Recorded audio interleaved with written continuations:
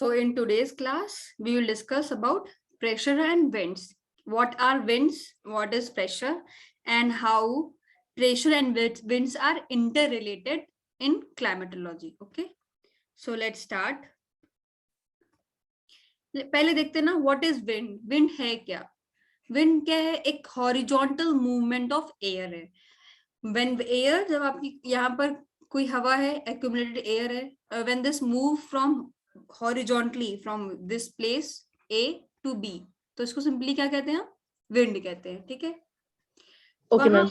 हाँ, वही देखो यहाँ पर लिखा है व्हाट इज करंट. करंट क्या है कि ये वर्टिकल मूवमेंट ऑफ एयर है. सेम आपकी मान लो पैकेट ऑफ एयर है, ग्रुप ऑफ एयर, मतलब यहाँ पर एक्यूमुलेटेड एयर है, वो अब सरफेस पे, जो भी आपका ये सरफेस पे, इस पे हॉरिजॉन्टली ना मूव करके ये अभी वर्टिकली मूव कर रही है. ठीक है, दिस इज गोइंग अपवर्ड. तो इसे हम क्या नाम देते हैं? इसे हम करंट नाम देते हैं. ठीक है, करंट, करंट्स. तो that is for our understanding. इसको हमने सिंपली क्या कहते हैं? विंड. और आपने खुद फील किया होगा, आपको भी ना, जब भी आप अपना खिड़की खोलो और हवा चल रही हो तो आपको पूरा, हाँ, ऐसे आपको लगता होगा ना कि ऐसे आ रही है, हॉरिजॉन्टली ही आ रही है. आपने वो फील किया होगा. ठीक है, आप अपनी खुद फीलिंग से, सेंसेस से पता करते होगे. आपने कभी ऐसे अपवर्ड आते हुए हवा फील नहीं किया होगा अनलेस एंड अनटिल आप खुद ऊंचाई पे ना हो. और वो हवा क्या होती है, अगर आप पहाड़ों पे हो तो टकरा के आ रही होती है. ठीक है, बट एक्चुअल में मूवमेंट ऑफ विंड जो होती है that is horizontal. Okay, next line is wind balance uneven distribution of pressure globally. ठीक है, मैंने हर जगह आपको बताया है कि होता क्या है कि आपका ये सरफेस है. ठीक है, इस पे आपकी सन की रेस पड़ रही है. ठीक है, तो जहां पर भी सन की रेस पड़ती है वो क्या होगा? एरिया गर्म हो जाएगा. अब जब हवा गर्म हो जाएगी, वो एरिया गर्म होगा, पहले उससे उस एरिया के कांटेक्ट में आने वाली एयर गर्म हो जाएगी. जब एयर गर्म होगी तो वो एयर क्या होती है? एक्सपैंड करती है. ठीक है, और गर्म हवा क्या करती है? ऊपर उठती है. ठीक है, तो अब देखो, जब गर्म हवा ऊपर उठी, ये ऊपर उठ गई. अब यहाँ पर क्या होगा? जगह खाली हो गया ना, ये ऊपर जाएगी ट्रोपोस्फेयर तक, टकरा के क्या होगी? फिर इधर इधर उधर फैलेगी. और फिर जहां पर ये ठंडी हो जाएगी, वहीं पर ठंडी होती क्या आएगी? नीचे आएगी. ठीक है, और जो यहाँ पर जब एयर एक्यूमुलेट हो जाएगी, ठीक है, तो यहाँ पर क्या क्रिएट होगा? High pressure. यहाँ पर क्या है? Low pressure. अब हवा कहाँ से कहाँ बहेगी? High pressure to low pressure. तो ये क्या हो गया? अनइवन डिस्ट्रीब्यूशन ऑफ प्रेशर को एक तरह से बैलेंस कर रही है ना. ये आपका प्रेशर था, इसको ये अनइवन था, तो ये हवा क्या कर रही है? इसको बैलेंस कर रही है. ठीक है, ये भी पॉइंट है. Winds help in transfer of heat. अब ये हीट भी ट्रांसफर करती है, मॉइस्चर भी ट्रांसफर करती है from one place to another. ठीक है, तो जब ये हवा गर्म होगी, और साथ ही साथ क्या होता है, जब ये और जो हवा आपकी, देखो, जो सतह पे हवा बह रही है, ठीक है, तो वो, जैसे मान लीजिए यहाँ पर ठंडा है और हवा high pressure to low pressure बहेगी बहेगी. ठीक है, यहाँ से उड़ी थी, यहाँ पर अगर ठंडा है तो ये और ठंडी होती जाएगी ना, और ये ठंड को अपने साथ लेती जाएगी. साथ ही साथ अगर ये सरफेस आपकी high pressure to low pressure हवा तो बह रही है, ठीक है, मगर ये आपकी सरफेस क्या है? मगर गर्म है, वार्म है. ठीक है, अगर और हवा को ऐसे ही बहना है तो ये क्या करेगी? ये गर्मी लेके जाएगी. तो इसका मतलब क्या हुआ? बी इट हीट और बी इट कोल्ड, ये क्या करेगी? कुछ ना कुछ हद तक आपको ट्रांसफर करने में मदद करेगी हीट और मॉइस्चर को. जैसे हम पढ़ते हैं ना, हम सुनते हैं ना कि अभी ठंडियों में क्या होता है कि हवा चल रही होती है पोलर रीजन से. आपका ये अर्थ है, ठीक है, ये आपका इक्वेटर है ना. पोल से हवा आती है इधर की तरफ, ठीक है, ठंडी हवाएं, है ना. और यही आपका, यहीं पर आपको क्या पड़ता है? बीच में हिमाचल और हिमालयास पड़ते हैं. तो वो भी क्या होते हैं? ठंडे होते हैं ना. मान लो जो पोल की हवा आ रही है वो यहाँ तक गर्म हो जाए, मगर वापस से वो हिमालय से टकरा के, और जो हवाएं हिमालय को पार कर जाती हैं वो भी क्या होंगी? ठंडी होंगी. तो कहीं ना कहीं आपके नॉर्दर्न यूपी और बिहार में ठंड पड़ती है, और जो ठंडी हवाएं चलती हैं उसके पीछे रीजन भी यही होता है कि जो पोल से हवाएं आती हैं वो हिमालय से टकराते हुए आती हैं. ठीक है, ओके मैम. और वो ठंडी हवाएं लेके आती हैं. ठीक है, और वो ठंडी बढ़ा देती हैं. तो sir, that is why wind help in transfer of heat and moisture also. Next line is sun is the ultimate force that drives wind. Pressure differences force wind to flow from high pressure to, यहाँ पर होगा area, to low pressure area. Okay, pressure differences in turn are caused by unequal heating of the earth surface, है ना। Unequal okay heating ma'am. हो रही है, कहीं पर ज्यादा हीट हो जा रहा है, कहीं पर कम हीट हो रहा है, तो इस वजह से क्या हो रहा है, आपका प्रेशर डिफरेंस भी हो रहा है।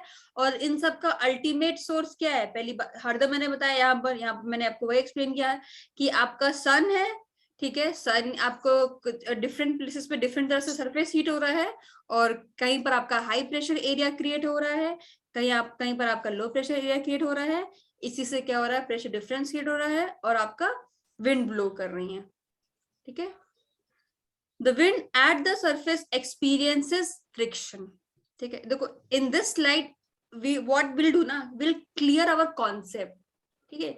इसमें सिर्फ कॉन्सेप्ट है, प्रेशर का कॉन्सेप्ट था ना स्टार्टिंग बताया मैंने, तो इसमें पूरा प्रेशर का कॉन्सेप्ट ही है, line by line, and by adding every line आपको ये क्लियर हो जाना चाहिए कि विंड प्रेशर की वजह से रिस्पॉन्सिबल है। और प्रेशर किसकी वजह से रिस्पॉन्सिबल है, बिकॉज ऑफ सन, हीट। या हीट, या गुड, वेरी गुड, है ना। प्रेशर किसकी वजह से रिस्पॉन्सिबल है, हीट की वजह से, सन की वजह से हीट, हीट की वजह से क्या आ रही है, प्रेशर, एंड प्रेशर की प्रेशर वजह से डिफरेंस में आपका फ्लो कर रही है विंड, विंड, हाई फ्लो। या। तो यस, तो आपका इस स्लाइड में इट इज मैंडेटरी, आपका ये कॉन्सेप्ट क्लियर हो जाए। नेक्स्ट देखते हैं, देखो यहाँ बोल रहा है wind at the surface experiences friction, ठीक है। अब सरफेस पे उसको फ्रिक्शन मिलेगा कैसे, देखो जो सरफेस होता है ना वो इवनली नहीं होता है, कोई ना कोई आपका जो भी, आप इवन आपका अगर लखनऊ देख लीजिए, आप बस्ती देख लीजिए, कोई भी देख लीजिए, वो सी लेवल्स पे कुछ हाइट पे होते हैं, पहली बात तो, ठीक है। और दूसरी बात, हर जगह क्या होता है, थोड़ा सा बहुत ही माइन्यूट ही उठाव चढ़ाव, ठीक है। आपके पेड़ होते हैं, है ना, पेड़ होते हैं, ठीक है। आपके आपके इंफ्रास्ट्रक्चर होता है, बिल्डिंग्स होती हैं, ठीक है। तो जो सरफेस पे आपकी जो विंड ब्लो करती है, उसमें आपको क्या आपको मिलता है, फ्रिक्शन मिलता है, यानी कि क्या मिलता है, उसको अपोजिशन मिलता है, ठीक है। तो यही इसी की बात कर रहे हैं, friction. In addition, rotation of the earth also affects wind movement. The force exerted by the rotation of the earth is known as Coriolis force, ठीक है। देखो कोरियोलिस फोर्स वाकई में कोई फोर्स नहीं है, ठीक है। वो क्या है आपको इस डायग्राम में बताऊं, ठीक है। वो एक तरह से समझ लीजिए रोटेशन का इफेक्ट है, एज सच कोई जनरेटेड फोर्स नहीं है, वो सिर्फ अर्थ की रोटेशन का इफेक्ट है, ठीक है। आपने वो देखा है मैरी गो राउंड, एक मैरी गो राउंड आता है, नो मैम, मैंने नहीं देखा। नहीं देखा है। नो होता मैम। क्या है मैरी गो राउंड में, ठीक है। और ऐसा समझ लीजिए, देखिए मैं आपको ऐसे सुना, मान लीजिए ये चीज रोटेट कर रही है ना, ये चीज, ये आपका अर्थ है, यस मैम। ये रोटेट कर रही है, ठीक है। अब क्या होगा, जब ये रोटेट ना करती, ठीक है, ये स्टैटिक रहती, ये ऐसे ही रहती, ठीक है। ये पॉइंट से कोई चीज चलती इधर आने के लिए इस पॉइंट पे, ठीक है। तो इसमें कोई रोटेशन नहीं है, ये अपनी जगह पे फिक्स है, तो अपने आप यहां से यहां आ जाएगी, ठीक है। Yes ma'am. अब क्या होगा, ध्यान समझिएगा, आपको ये चीज आपकी आपने हवा में फेंक ली, ठीक है, काफी देर तक हवा में, और जब वो हवा में है तब तक कुछ हद तक ये जो यहाँ पर रोटेशन हो रहा है, मान लीजिए ये हवा में है, ठीक है, आपने कोई भी चीज फेंकी वो हवा में है, कुछ टाइम बाद ये अर्थ क्या होगा, रोटेट तो कर जाएगी ना, और उसको इधर आना था, है ना, उसको इसको इधर आना था, यानी कि जो पॉइंट यहाँ था, अर्थ रोटेट कर गया, ये पॉइंट यहाँ ना आके इसके पीछे वाला पॉइंट यहाँ आ गया, इसके पीछे वाला पॉइंट यहाँ आ गया ना, तो ये यस विंड मैम। यहाँ से चल के कहाँ आ गई, इधर आ गई, और फिर यहाँ से इधर हो गई हाँ, ठीक है।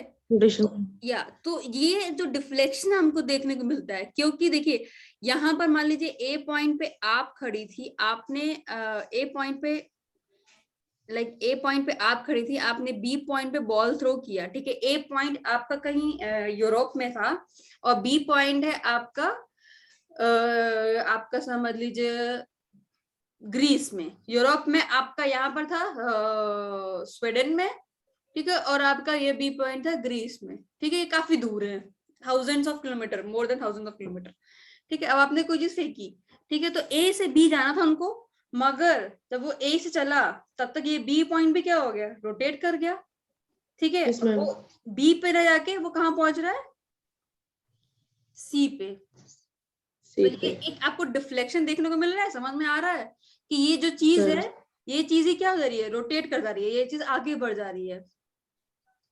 तो इसी को हम लोग कहते हैं कोरियोलिस फोर्स। अब ये किसकी वजह से जनरेट हुआ, due to, Pressure. No no Gradient force. No no, Friction. Due to, this is, ये क्या लिखा है यहाँ पर, Motion of the earth. Due to rotation. इसमें हुआ क्या, अर्थ रोटेट कर गई ना वहां से, Yes, ma'am. इस वजह से तो ये पॉइंट से यहाँ पर नहीं पहुंची ना, Yes, ma'am. इसी को हम लोग कहते हैं कोरियोलिस फोर्स। और इसकी Okay. वजह से ही विंड क्या होती है, कई बार इफेक्टेड होती है, विंड विंड विंड को भी विंड नो आपकी ट्रेवल करेगी, तो अगर वो तब तक क्या होगा, अर्थ मूव कर जाएगी, इसलिए में विंड में भी क्या देखने को मिलता है, डिफ्लेक्शन देखने को मिलता है। ठीक है, अभी तक Okay, आप ma'am. इतना समझिए, फिर धीमे धीमे अभी आपको अच्छे समझ में आएगा। ठीक है, फिलहाल इतना समझ में आया ना कि एक कोरियोलिस फोर्स जो एक्ट करेगा, ठीक है, और उसी जो ये आपको दिख रहा है कि नो ये पॉइंट यहाँ से यहाँ जाना था, मगर ये एक्चुअली यहाँ से यहाँ आ रहा है। ठीक है, इसी को क्या कहते हैं हम लोग, कोरियोलिस फोर्स कहते हैं। ठीक है, Okay.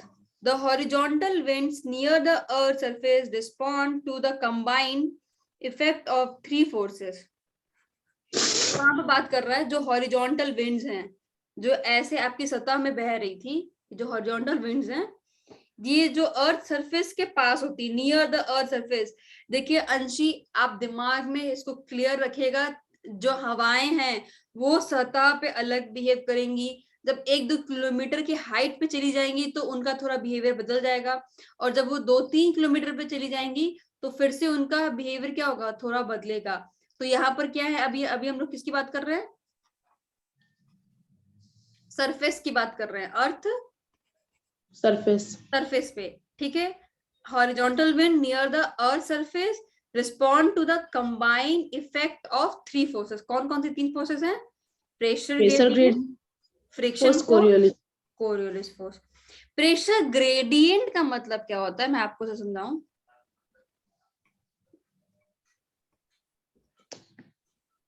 देखिए प्रेशर ग्रेडियंट का मतलब क्या होता है, ये आपकी, अच्छा आपको पता है व्हाट इज आइसोबार, Isobar. हाँ आइसोबार क्या मैम, होता है, हाँ बताइए। मैम ये तो विंड का वो था ना, क्या बोलते हैं, depositional form, land form. Isobar नहीं था वो, लैंडफॉर्म कहाँ था वो, नहीं नहीं नहीं, आइसो वर्ड, देखो आइसो वर्ड जहां लगा होता है ना उसका मतलब होता है सेम। ठीक है, अच्छा. ठीक है, आइसो हेलाइन क्या होता है, ठीक है, आइसो हेलाइन आपको, और ये सब क्या होता है ना, देखिए आपका जहां पर भी देखो मिलेगा आइसो हेलाइन, आइसोटिम करके आपको वर्ड मिलेगा, आइसोटिम। ठीक, और ऐसे कई सारे मिलेंगे, आइसोथर्म आपको मिलेगा, आइसो और थर्म। ठीक है, तो हर हर जगह देखिए क्या लगा है, आइसो लगा है। ठीक है, तो होता क्या है, जैसे मान लीजिए ये आपका कोई सरफेस है, ठीक है, तो जहां कहीं भी सेम प्रेशर होगा, इस सरफेस पे इस पॉइंट पे आपका प्रेशर है 70 मिली बार्स, इस पॉइंट पे भी आपका क्या है 70 मिली बार, इस पॉइंट पे भी आपका क्या है 70, इस पॉइंट पे भी 70। तो ये चारों पॉइंट क्या है, इन चारों पॉइंट को हम लोग मिला सकते हैं ना, ये कह सकते हैं ना कि इसमें प्रेशर क्या है, ये बराबर है। तो जो line joining same pressure is known as isobar. ठीक है, ओके मैम. तो एक लाइन होती है जो सेम प्रेशर पॉइंट्स को क्या कर रही होती है, ज्वाइन कर रही होती है। ठीक है, इसलिए ये आइसो क्या होती है, ये ध्यान रखिएगा, ये लाइन होती है, लाइन जो ज्वाइन कर रही होती है सेम प्रेशर को। ऐसी जो आपका आइसोथर्म है उसमें भी यही होता है कि कोई एरिया है और यहाँ पर मान लीजिए आपका है 30 डिग्री सेल्सियस, यहाँ पर भी आपका 30 डिग्री सेल्सियस, यहाँ पर भी आपका 30 डिग्री सेल्सियस, ये भी 30 डिग्री सेल्सियस। तो इसको हम लोग क्या कर सकते हैं, ज्वाइन कर सकते हैं, एक लाइन बना सकते हैं। Yes ma'am. तो इसी को भी हम लोग आइसोथर्म कहेंगे। तो इसी तरह से जो यहाँ पर प्रेशर ग्रेडियंट है इसकी हम बात करें समझने के लिए, देखिए अब ये आपका एक आइसो बार है, ठीक, एक लाइन है ना, ये लाइन बताती है कि ये 70 मिलीबार प्रेशर है। ठीक, ये दूसरी लाइन जा रही है बगल से, ये इसका प्रेशर थोड़ा बढ़ गया, ये 80 है। ठीक, फिर आपका आ रहा है यहाँ पर 90 मिलीबार प्रेशर। अब देखिए ये प्रेशर क्या है, कंपैरेटिवली लो है, ये क्या है, हाई हाई है। तो हवा कहाँ से कहाँ बहेगी, high to low. High to low. ठीक है, तो जो ये आपको दिख रहा है, ये प्रेशर का ग्रेडियंट दिख रहा है ना, कि प्रेशर यहाँ से यहाँ क्या कर गया, गिर गया, फिर यहाँ से यहाँ क्या कर गया, गिर गया। तो ये क्या आपको दिख रहा है, पास में ही ये गिराव दिख रहा है ना, इसी को ग्रेडियंट कहते हैं, जो चेंजेस इन प्रेशर। ठीक है, ओके मैम। ग्रेडियंट कहते हैं। और इसकी वजह से क्या होगा, विंड किधर ब्लो करेगी, हाई से लो ब्लो हाई करेगी। To low. ठीक है, तो एक फोर्स कौन सी हो गई, ये जो प्रेशर वाली थी, हाई इधर हो गया और लो इधर हो गया, yes pressure gradient. Yes ma'am. दूसरी क्या हो गई, फ्रिक्शन फोर्स। ठीक है, और जहां कहीं भी आपके पेड़ रहे खूब सारे, ठीक है, तो वहां क्या होगा, जो विंड आ रही है उसको फ्रिक्शन मिलेगा ना, यस मैम। क्या मिलेगा, दूसरा क्या होगा, फ्रिक्शन। और कोरियोलिस हो गया, जब आप ग्लोबल लेवल पे देखेंगी कि आपका, रोटेशन। हाँ रोटेशन, रोटेशन। रोटेशन में से। ठीक है, ध्यान रखिएगा। तो ये ओके सब मैम। पॉइंट है ना, ये सब point. In addition, the gravitation force acts downward. Centripetal acceleration produce circular pattern of flow around center of high and low pressure. ठीक है, तो दूसरा तो ये भी है कि आपका ग्रेविटेशनल फोर्स है, ठीक है, वो भी कुछ हद तक काम करेगा। तो वो क्या करेगा, डाउनवर्ड नो, जो भी हवाएं ऊपर से नीचे आएंगे उनको डाउनवर्ड लाएगा।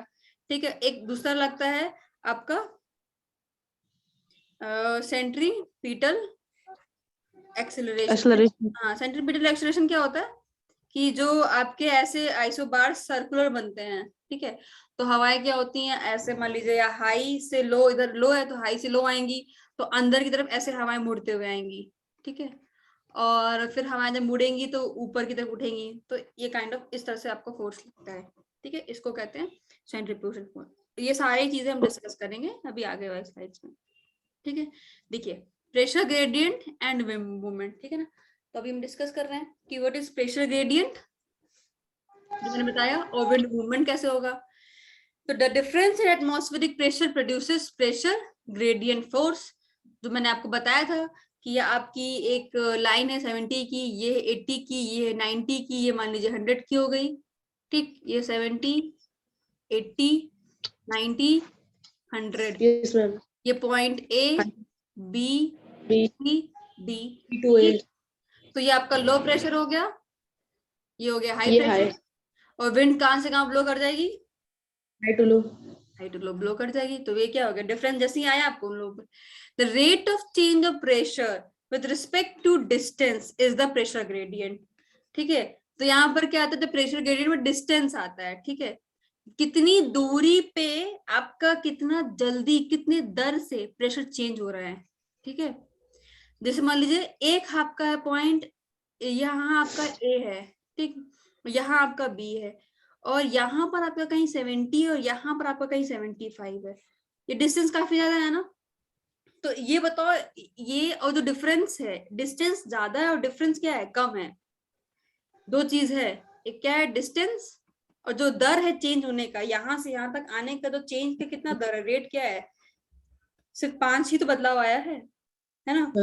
तो ये जो इसी को देखते हैं हम, जितना पास में रहेगा और जितना ज्यादा चेंज होगा, जैसे जितने लोग पास है और ज्यादा चेंज हो रहा है, मान लीजिए यहाँ पर 70 है और यही पर तुरंत 100 हो जा रहा है, फिर यहाँ पर 130 हो जा रहा है, तो पास पास में ही और चेंजेस भी क्या है, ज्यादा देखने को मिल रहे हैं। तो इसको क्या कहेंगे, ग्रेडियंट, प्रेशर ग्रेडियंट क्या यहाँ पर हाई है। ठीक है, और जहां आपका डिस्टेंस ज्यादा और डिफरेंस कम है, वो वहां प्रेशर ग्रेडियंट क्या हो जाएगा, लो हो जाएगा। ठीक है, यहाँ पर ज्यादा हवाएं तुरंत तुरंत मुड़ेंगी ना, तुरंत फोर्स करेंगे इसको कि ये तुरंत 70 हाई से लो जाए। और यहाँ क्या है, यहाँ उतना फोर्स नहीं लगेगा, एक तो इतना दूर है ये प्रेशर डिफरेंस। ठीक है, और जो डिफरेंस है वो भी कम है। तो समझ में आया। Yes ma'am. ठीक है, pressure gradient force operate from high pressure area to low pressure area, cause wind movement. The pressure gradient is strong where the isobars are close. ना पास में है तो ये strong है। ठीक है, and weak where their isobars are apart. जब isobars दूर रहेंगे तो वहां प्रेशर ग्रेडियंट क्या हो जाएगा, वीक हो जाएगा. वीक हो जाएगा. दैट इज वाई ये इटैलिक्स में लिखा है, ठीक है ये पॉइंट. Okay ma'am. तो ये भी देखो कभी कभी एजर्शन रीजन में पूछ लेता है क्वेश्चन, ठीक है, कि प्रेशर ग्रेडियंट यहाँ पर स्ट्रॉन्ग होगा, वहां पर आइसोबार्स क्लोज रहेंगे, ठीक है. तो ये ट्रू है कि false. Okay ma'am. Since a closely spaced gradient implies a steep pressure change, it is also indicates a strong wind speed. जहां पर एक तो closely spaced है pressure changes, तो वहां पर steep pressure change भी हो रहा है, वहां पर wind की speed भी क्या होगी, तेज होगी. ठीक है. The wind direction follows the direction of the change of pressure that is perpendicular to the isobars. Isobars सारे ऐसे हैं और विंड कैसे ब्लो करती है, हाई टू लो या तो लो टू हाई. तो ये क्या है, पूरी तरह से परपेंडिकुलर है, 90 डिग्री पे है. ठीक है, विंड की डायरेक्शन. देखा एक एक लाइन इसकी वेरी इंपॉर्टेंट है. ये देखो ये भी लाइन भी इंपॉर्टेंट है. यही आपको लाइन लिख देगा स्टेटमेंट कि wind direction follows the direction of change of pressure, and ये परपेंडिकुलर की जगह हॉरिजॉन्टल टू द और आइसोबार कर देगा, हॉरिजॉन्टल. तो ये इस स्टेटमेंट क्या हो जाएगा, गलत हो जाएगा ना. ठीक है. हाँ, तो ये ध्यान रखना. दैट इज वाई ये देखो ये दोनों पॉइंट आप ध्यान रखना. दिस इज व्हाट आपका ये था pressure force, pressure gradient force and wind movement. Next आपका आता है कोरियोलिस फोर्स की वजह से, और उसकी वजह से विंड मूवमेंट क्या होगा. ठीक है. The rotation of the earth about it axis affects the direction of the wind. This force is called Coriolis force. यानी कि जो रोटेशन ऑफ द अर्थ है अपने एक्सिस पे, वो भी डायरेक्शन ऑफ द विंड को अफेक्ट करता है. इसी को हम लोग कोरियोलिस फोर्स कहते हैं. It has great impact on the direction of the wind movement. ठीक है. Due to earth's rotation, winds do not cross the isobars at right angles as the pressure gradient force direct but get deflect from their original path. ठीक है. एक minute Anshu, just give me 1 minute.